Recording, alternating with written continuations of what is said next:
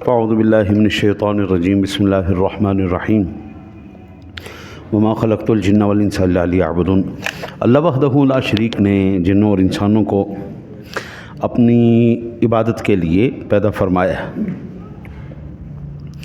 کوئی بھی عبادت اس وقت تک عبادت نہیں ہو سکتی، مکمل نہیں ہو سکتی، ثواب کا ذریعہ نہیں بن سکتی، شریعت کا حصہ نہیں بن سکتی، جب تک اللہ اور اس کے رسول صلی اللہ علیہ وسلم کے احکامات کے مطابق نہ بجا لائی جائے۔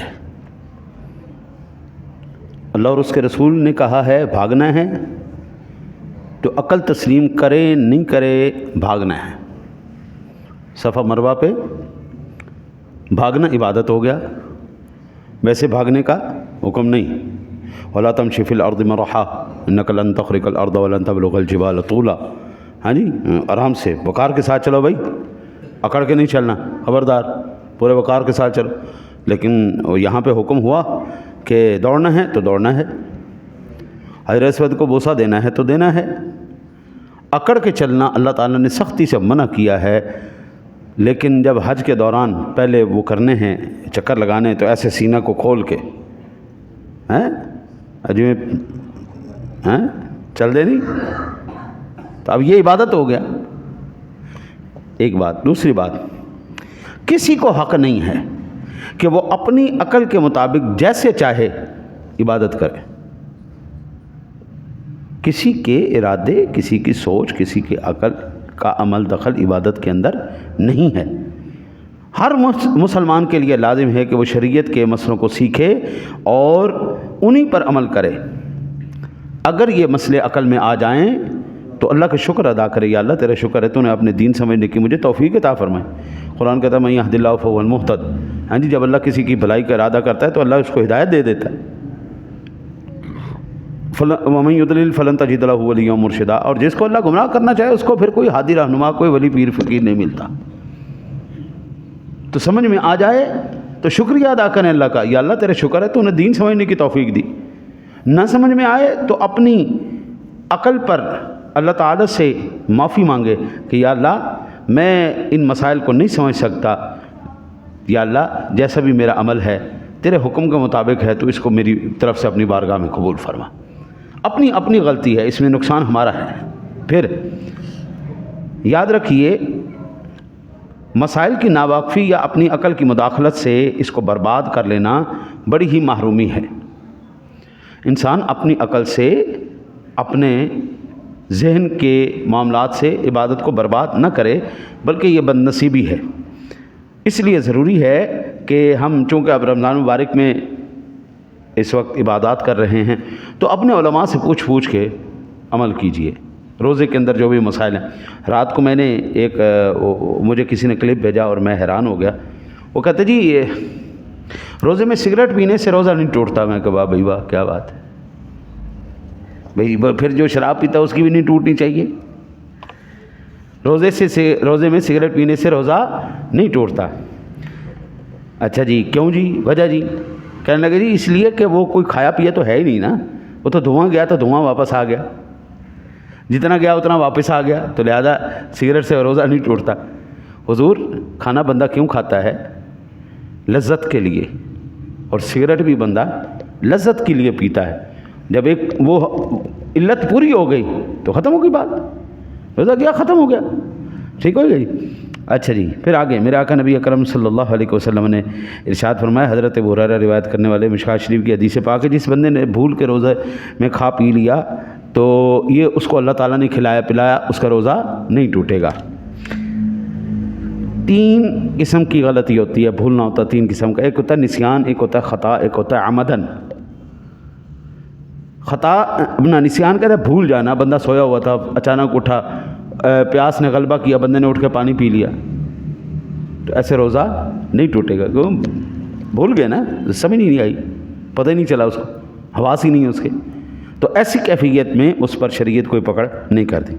ایک تو یہ ہوتی ہے۔ دوسری ہوتی ہے خطا، غلطی ہو جانا۔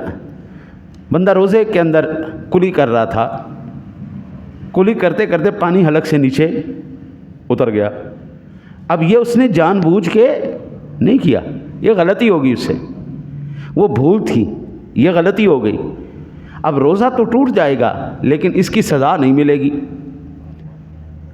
اس کا صرف ایک روزہ، وہ روزہ پانی حلق سے نیچے اتر گیا لہذا ایک روزہ رکھے گا۔ اچھا جی، ایک ایسی چیز ہوتی ہے جو قصداً جان بوجھ کے بندہ کرتا ہے، جان بوجھ کے جس نے کیا اس بندے کے لیے شریعت حکم دیتی ہے، اس بندے نے شریعت کا مذاق اڑایا ہے، اس کو پلنٹی دی جائے گی۔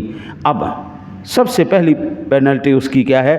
وہ غلام آزاد کرے، نہیں کر سکتا، ایک روزہ توڑا، 60 روزے رکھے، مسلسل رکھے، اور مسلسل اس طرح رکھے کہ درمیان میں اگر اس نے کوئی چھوڑا تو پھر عصر نو شروع کرے، چلو اگر یہ نہیں کر سکتا تو پھر وہ 60 مسکینوں کو 2 وقت کا کھانا کھلائے، صبح بھی کھلائے شام کو۔ اچھا جی، ایک تو یہ ہو گیا۔ اب نفلی روزہ رکھا ہوا تھا وہ جان بوجھ کے توڑا تو اس کے اوپر بھی وہی سزا ہوگی جو فرضی روزے توڑنے کے اوپر سزا ہوگی، کیونکہ جب تک شروع نہیں کیا تھا اس وقت تک نفل تھا، جب شروع کر لیا اب یہ اس کے اوپر فرض ہو گیا، پورا کرے۔ اگر اب اس نے توڑا تو اب اس کے اوپر کفارہ پڑے گا، ٹھیک ہے جی، ایک تو یہ ہوگی بات۔ دوسری، اگر کوئی شخص بڑھاپے، بیماری وغیرہ کی وجہ سے 60 روزے نہ رکھ سکے تو 60 غریبوں کو 2 وقت کا کھانا کھلائے۔ اچھا جی، عورت پر بھی کفارہ لازم ہو، وہ بھی 60 روزے رکھے، لیکن عورت کے تو ایام بھی آ جاتے مخصوص، تو پھر وہ کیا کرے؟ تو علماء کہتے ہیں کہ اس کے لیے وہ ایام مضر نہیں ہوں گے۔ ان مخصوص ایام کو نکالنے کے بعد جہاں پہ روٹین اس نے توڑی تھی، مثلا 10 روزے ہوئے تھے، 20 روزے ہوئے تھے، ایام مخصوصہ آ گئے تو وہ نکال دے بیچ میں سے، پھر آگے 11واں روزہ شروع کرے یا 21واں، جہاں پہ اس نے روکا ہے وہیں سے آگے چلے۔ یہ خاتون کو اللہ تعالیٰ کی طرف سے عذر لاحق ہے، ہاں جی، یہ قدرتی طور پر ہے، اس میں عورت کا اپنا عمل دخل نہیں ہے، لہذا عورت کو یہ رعایت موجود ہے۔ اچھا جی، ایک مزیدار واقعہ بھی سن لیں اور اس کے بعد پھر یہیں پہ ہم آج ختم کرتے ہیں۔ میرے آقا نبی اکرم صلی اللہ علیہ وسلم کی بارگاہ میں ایک صحابی ہے، حضرت ابو ہریرہ بیان کرتے ہیں کہ ہم دربار رسالت میں موجود تھے، ایک شخص حاضر ہوا، کہنے لگا یا رسول اللہ صلی اللہ علیہ وسلم ہلاک ہو گیا، ہلاک ہو گیا۔ حضور نے فرمایا کیا ہو گیا، کیوں ہلاک ہو گیا؟ عرض کی یا رسول اللہ روزے کی حالت میں اپنی بیوی سے جمع کر بیٹھا ہوں، یا رسول اللہ روزہ توڑ دیا۔ میرے آقا نبی اکرم صلی اللہ علیہ وسلم نے ارشاد فرمایا غلام ہے تیرے پاس؟ یا رسول اللہ میرے پاس غلام کوئی نہیں، غریب آدمی ہوں، مسکین آدمی ہوں۔ اچھا، میرے آقا نبی اکرم صلی اللہ علیہ وسلم نے ارشاد فرمایا 60 روزے مسلسل رکھ سکتا ہے؟ عرض کی یا رسول اللہ ایک روزہ رکھا ہے تو یہ حالت ہوگی، 60 روزے میں کیسے پوری کروں گا؟ میرے آقا نبی اکرم صلی اللہ علیہ وسلم نے فرمایا اچھا چل ٹھیک ہے، 60 غریبوں کو کھانا کھلا سکتا ہے؟ کہا جی نہیں۔ حضور نے فرمایا اچھا چل بیٹھ جا۔ حضور نبی اکرم صلی اللہ علیہ وسلم نے بٹھایا، اتنی دیر میں کھجوروں کا ٹوکرا آیا، اتنی کھجوریں آئیں کہ جس سے اس کا کفارہ ادا ہو سکتا ہے۔ حضور نبی اکرم صلی اللہ علیہ وسلم نے فرمایا کدھر ہے بھی وہ شخص؟ یا رسول اللہ حاضر ہوں۔